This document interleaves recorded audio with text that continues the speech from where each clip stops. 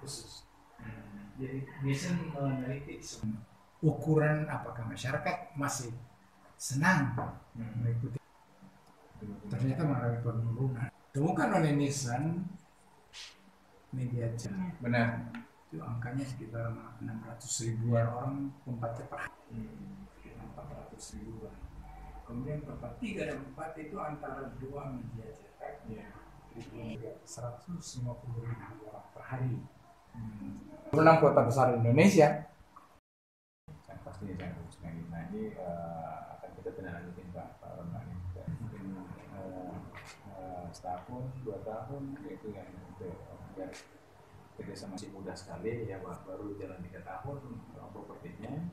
Di Bapak ini sudah sangat-sangat sudah berpengalaman di dunia media ini, baik di media cetaknya maupun di media online-nya ya. Saya bilang setiap kali saya buka Instagram yang selalu muncul itu adalah Tribun News. Dan beritanya itu